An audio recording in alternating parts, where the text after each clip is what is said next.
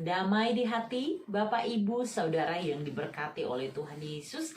Selamat berjumpa lagi di channel YouTube kami, dan kami sangat bersyukur karena hari ini Tuhan memberi kita kesempatan untuk dapat berjumpa melalui media ini, dan kita akan membahas pertanyaan MTPJ. Ya, kali ini seperti biasa saya ditemani oleh Pak suami, ada Eki, ya, yang hari ini kami berdua akan membagikan pertanyaan MTPJ, karena itu sharing ke depan akan khusus melihat renungan MTPJ dengan menjawab ada beberapa pertanyaan MTPJ yang ada. Namun sebelumnya, Bapak Ibu Saudara yang diberkati oleh Tuhan, mari kita berdoa. Tuhan Yesus, Engkaulah Tuhan dan Juru Selamat kami, dan kami sangat bersyukur karena Engkau menganugerahkan kepada kami dalam kasih karunia-Mu keselamatan satu kali untuk selama-lamanya. Terima kasih Tuhan, karena kalau kami pun boleh ada sampai hari ini, semua karena kebaikan Tuhan. Maka kami mau pakai waktu ke depan untuk berbagi kebenaran firman. Kami meminta hikmat daripada Tuhan, karena kedua hamba-Mu tidak lebih baik dari semua pendengar. Tetapi kami sungguh yakin bahwa apa yang akan kami diskusikan itu memberkati banyak orang, karena Tuhan yang menolong memampukan kami. Maka kami berserah kepadamu Tuhan, dan kami datang dengan berseru kepadamu. Mampukan kami, dan biar kehendak-Mu yang jadi. Dalam nama Tuhan Yesus penebus dosa kami berdoa. Amin. Amin. Ya, Bapak Ibu Saudara, mari kita dengarkan apa yang menjadi bacaan di sepanjang minggu ini sekaligus pertanyaannya. Iya, pertanggal 13 sampai 19 November ya, 2022. Dalam bacaan dalam Perjanjian Baru, Galatia 6 ayat 1 hingga yang ke-18. Dengan tema di sepanjang minggu ini, janganlah kita jemu-jemu berbuat baik. Ya. Ya. Jadi memang kalau mau bahas ini, kami sarankan Bapak Ibu Saudara untuk dapat membaca dulu teksnya ya. Galatia 6 ayat 1 sampai 18, ada dua perikop Lembaga Alkitab Indonesia. Yang pertama, saling membantulah kamu, kemudian peringatan dan salam. Ya, kita langsung saja pada pertanyaan untuk diskusi ini. Pertanyaan yang pertama, apa yang saudara pahami dengan ungkapan janganlah kita jemu-jemu berbuat baik dalam Galatia pasal 6?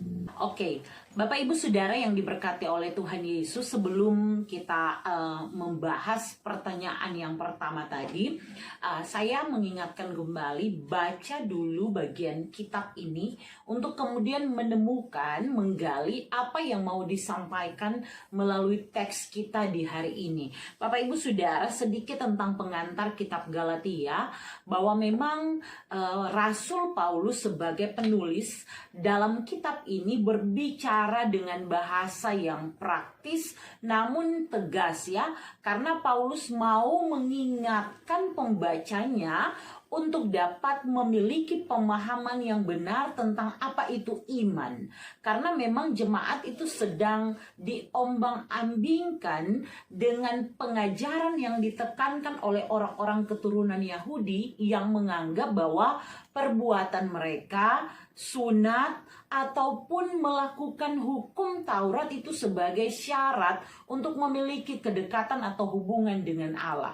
Sehingga Paulus mau menegaskan kembali untuk memberi pemahaman kepada jemaat untuk kembali melihat bahwa hanya karena kasih karunia saja manusia itu dapat menikmati iman percayanya kepada Tuhan yang kemudian menyelamatkan, dan bukan karena perbuatan. Namun Paulus melihat perlu adanya respon ketika manusia berhubungan dengan Allah. Perlu adanya respon juga, termasuk di dalamnya manusia yang diselamatkan itu untuk dapat memiliki hubungan yang baik dengan sesama. Sehingga ketika kita masuk pada pertanyaan yang pertama ini, maka kita melihat sebenarnya di kitab Galatia sendiri, Galatia pasal 6 ini, kalau kita lihat dia bicara khususnya itu ada di ayat 9. Ya, janganlah kita jemu-jemu berbuat baik dan seterusnya.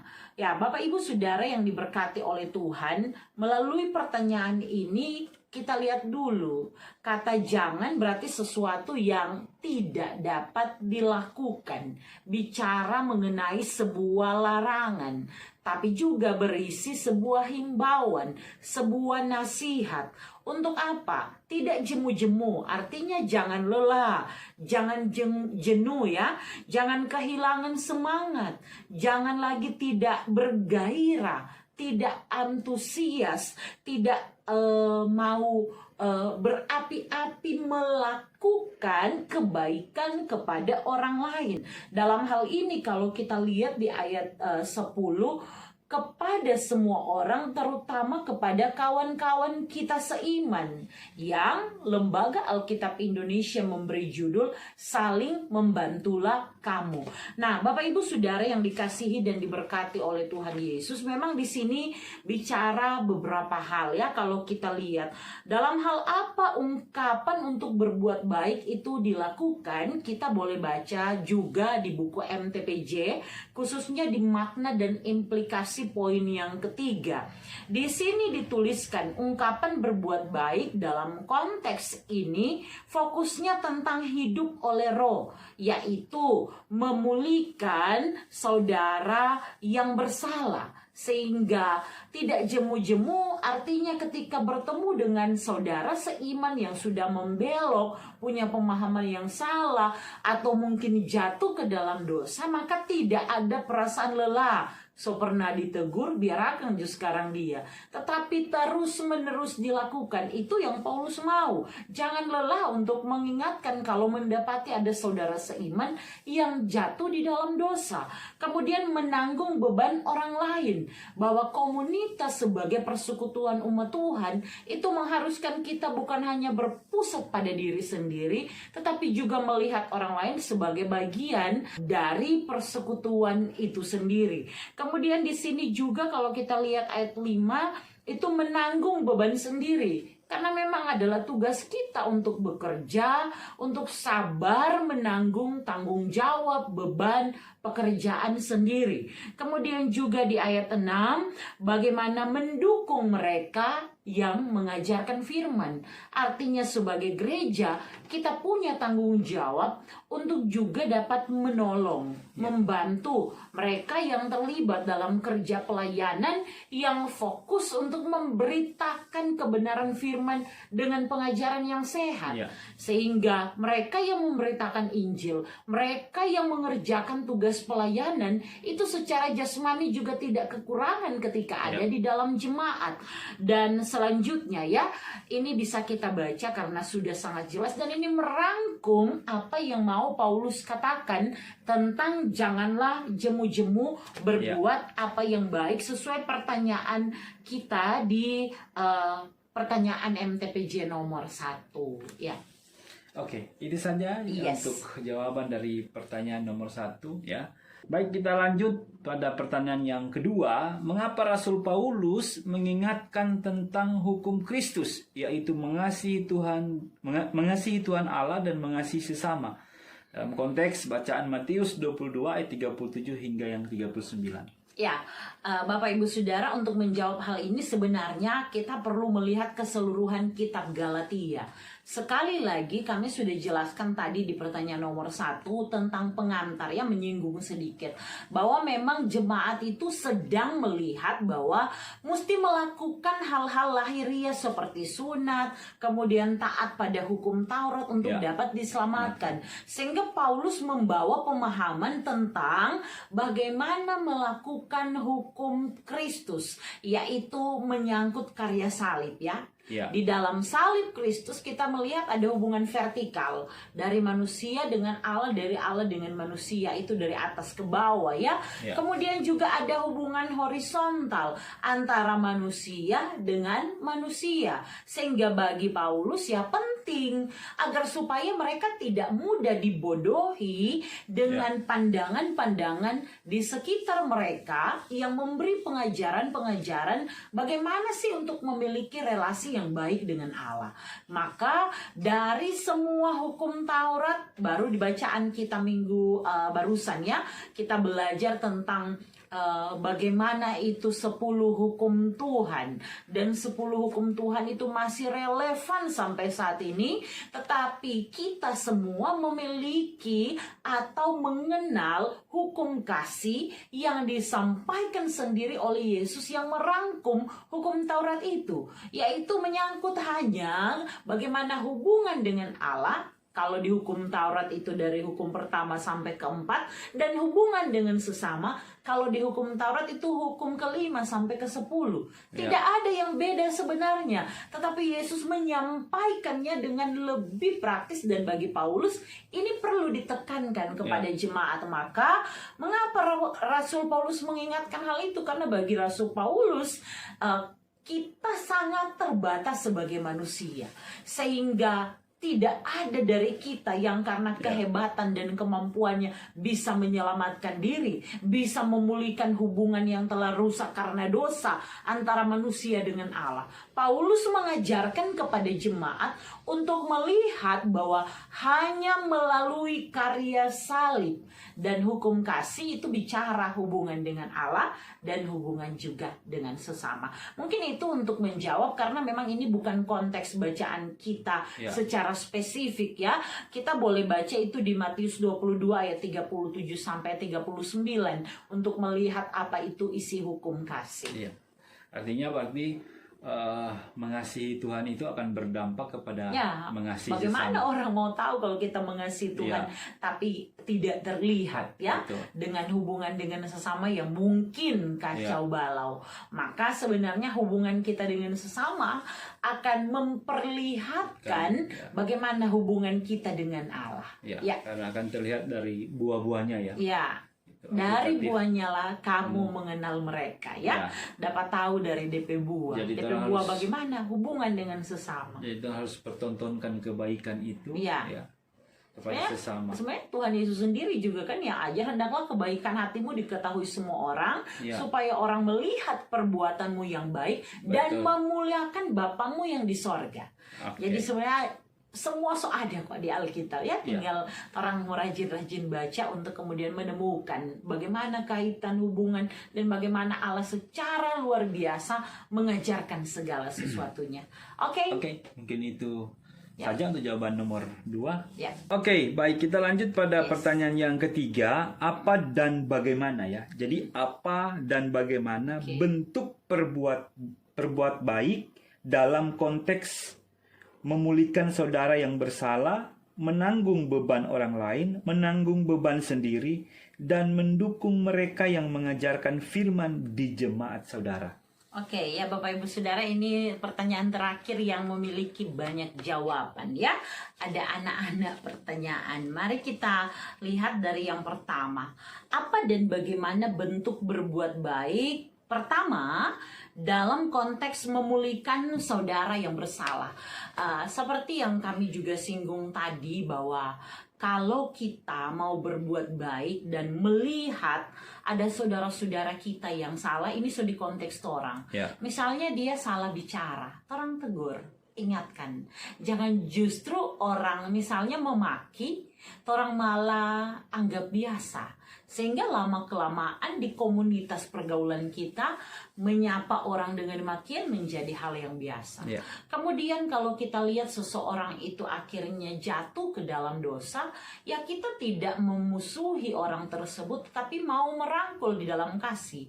Bukan malah merasa diri jauh lebih suci, lebih sempurna, sehingga menganggap dia bukan teman saudara, bukan lagi anggota yang gereja yang patut dihormati. Karena kesalahan dan dosanya yang mungkin terungkap di publik, orang tahu, padahal kita mungkin jauh lebih berdosa dari dia ya. Sehingga berbuat baik dalam konteks memulihkan saudara yang bersalah itu penekanannya ada di kata memulihkan. Ketika lihat orang bersalah, maukah kita menjadi teman yang mampu, yang mau, yang punya inisiatif untuk memulihkan keadaannya, atau malah justru lebih buat dia jatuh ya. Itu yang terjadi saat ini ya. Kadangkala orang tuh senang malahan lihat orang susah, dan dia susah kalau lihat orang senang. Padahal itu teman sendiri. Apalagi mungkin maaf kalau masih di kampung yang tidak mau bergaul keluar ya. Sehingga tetangga yang berapa kilo saja dari rumah itu memang tahu sekali, baru dapat tahu ada sedikit kelemahan dan kesalahan itu digembor-gemborkan seolah-olah orang jauh lebih baik dari orang-orang tersebut. Kehadiran kita sebagai orang percaya, sebagai gereja dalam hal ini ketika kita tahu bahwa berbuat baik adalah kehendak Tuhan, Yakobus 4 ayat 17 bilang begini, jadi jikalau seorang tahu bagaimana ia harus berbuat baik tetapi tidak melakukannya, ia berdosa. Jadi betapa kalau tong so tahu ini. Sekarang tong tahu tong pe teman ini so baking salah. Bagaimana sikap kita? Jadi rangkul ya. Atau jangan, orang jadi obat memulihkan. Atau enggak kadang menganggap sudahlah, so tegur-tegur, tapi so capek selalah. Jangan tapi lelak. kata firman Kembali Tuhan ke kan, pertanyaan tadi. jangan jemu-jemu tuh berbuat Betul. baik, benar ya. Termasuk menegur orang. Dan ini juga bukan hanya berlaku dalam relasi di luar rumah ya. Saya rasa ini berlaku juga di dalam rumah. Orang tua dan anak. Kalau orang tua lihat itu anak baking kesalahan terus, ya tugas orang tua tetap harus dilaksanakan. Tetap harus menegur berulang-ulang kali. Setiap dapati anak salah, tegur. Setiap dapati anak salah, tegur. Apalagi dalam komunitas kita keluar ya, sesama anggota gereja dan sebagainya. Bukan malah jadi musuh atau baku lawang sapa badiam, atau sampai keluar kata tunggu kita mati jo baru tabategor. Sangat disayangkan jika gereja justru hadir dengan cara demikian. Harus berhikmat juga ya untuk menegur, jangan menegur di depan orang. Iya, jangan mempermalukan, sekali lagi memulihkan. Bagaimana memulihkan hubungan, memulihkan orang ketika dia sudah jatuh dan kemudian kita permalukan di depan umum. Karena Alkitab sendiri kan jelas, tegur di bawah 4 mata, artinya torang dengan orang tersebut. Kemudian undang lagi satu misalnya konselor atau pendeta yang melaksanakan pastoral konseling dan seterusnya dalam step-step yang jelas. Tapi jangan umbar-umbar juga. Orang sobat cerita itu kesalahan 4 orang, satu kampung langsung tahu. Ini harus pakai metode aplikatif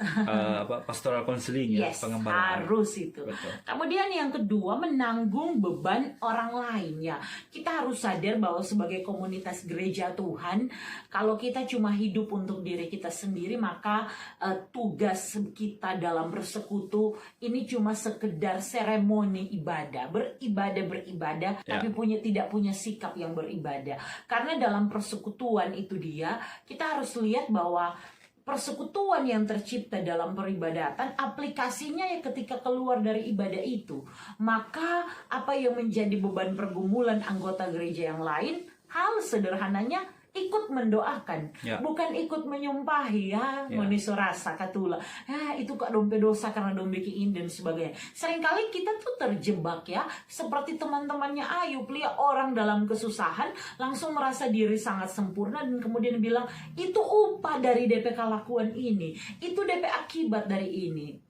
Ini memang sering diidentikan ya, hukum tabur tua itu berlaku dan itu sebenarnya betul. Namun jangan sampai kita merasa bahwa kalau ada orang dalam pergumulan, dalam masalah, ya itu selalu adalah akibat dari dosanya. Kadangkala juga diizinkan Allah untuk melihat siapa kita ketika bertemu dengan orang-orang dalam komunitas kita jatuh. Ya, bagaimana kita berespon, bagaimana kita mau terbeban dengan orang yang memiliki beban. Ya, kembali lagi pada hukum Tuhan tadi ya, mengasihi Tuhan harus berdampak pada mengasihi sama. Ini artinya menanggung beban orang lain. Iya, dan lanjut kemudian sini menanggung beban sendiri. Jadi ada beban orang, ada beban sendiri. Kadangkala kita sudah tahu bagaimana menolong orang lain, tetapi kita terjebak pada diri kita sendiri. So ndak makan di rumah tapi jadi pahlawan di luar, ya. Kadangkala susah di rumah tapi karena tuntutan kita justru akhirnya mengorbankan keluarga sendiri. Seharusnya pelayanan yang paling baik itu dimulai dari dalam rumah sendiri. Suami yang melayani Tuhan, jangan lupakan tugas sebagai kepala keluarga di rumah. Istri yang terlibat dalam pelayanan, jangan lupakan tugas sebagai pendoa, sebagai pendamping suami yang ada di rumah.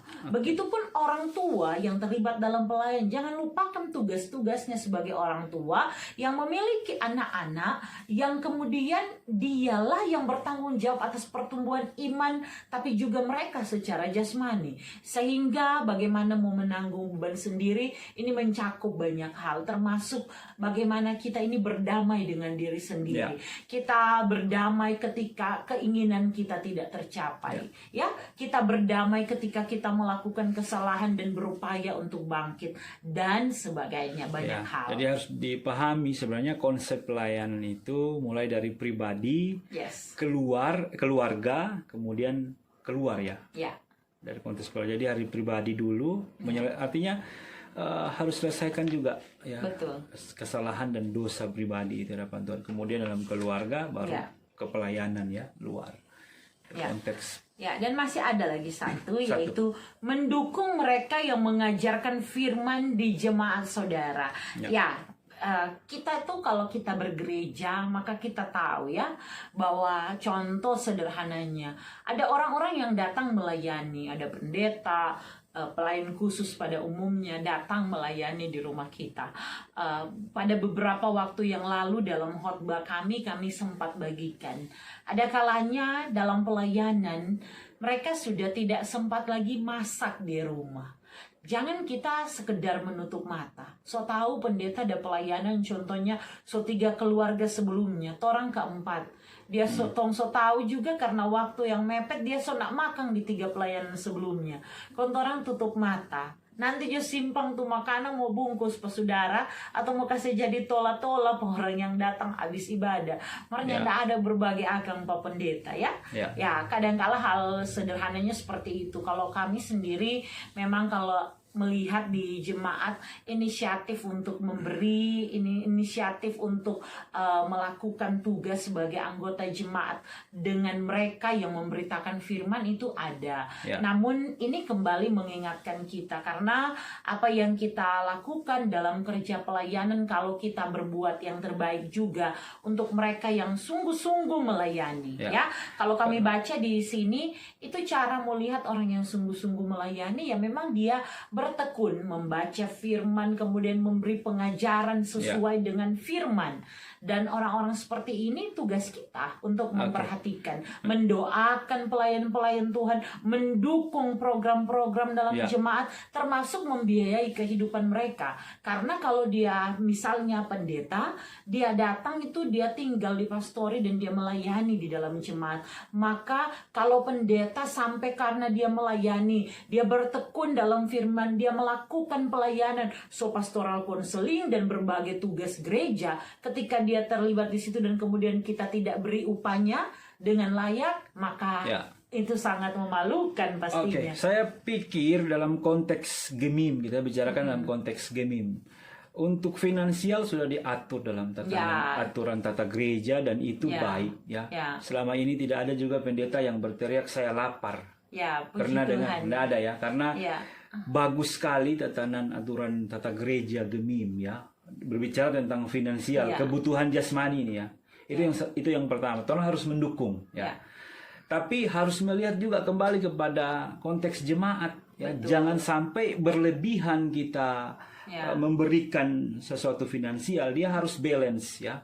Jangan sampai pendeta kenyang berkelimpahan, tidak lihat terbuang-buang jemaat yang mati lapar. Pulang gereja kasih persembahan, pulang gereja utang di warung. Nah, ini harus bilang, kita harus melihat juga karena tujuannya kita melayani jemaat. Tujuannya untuk pertumbuhan jemaat baik secara fisik maupun secara rohani. Kemudian yang kedua, harus tanam konsep ya. Menarik tadi bilang mengajarkan firman Tuhan. Karena itu memang sudah dasarnya pelayanan sebagai hamba Tuhan, pendeta atau gembala atau ketua jemaat ya, dalam konteks gemim. Tapi perlu diingat bahwa pendeta itu bukan Tuhan ya.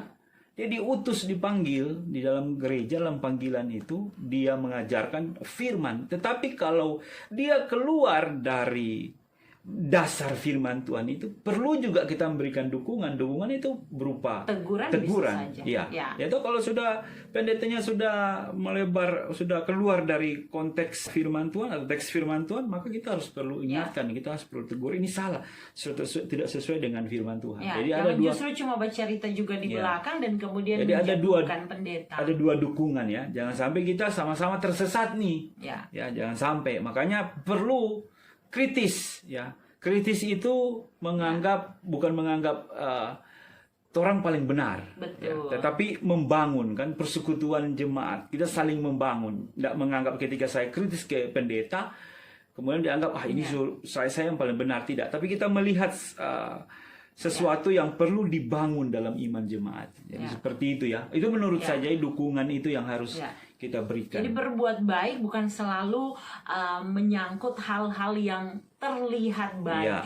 Selalu harus kasih pujian, kasih perpuluhan, doi dan sebagainya. Bukan selalu seperti itu. Bisa juga dengan mendoakan, mendukung program-program pelayanan, termasuk menegur jika mendapati ada yang kemudian mulai melenceng. Karena namanya manusia, siapapun dengan statusnya bisa saja salah. Namun akan sangat disayangkan kalau jemaat melihat yang salah tapi tidak terbeban untuk dapat memperbaiki, menolong, memberi teguran. Misalkan contoh kan pastoral counseling, pengembalaan itu sesuatu yang mendasar dan wajib untuk dilakukan hamba Tuhan.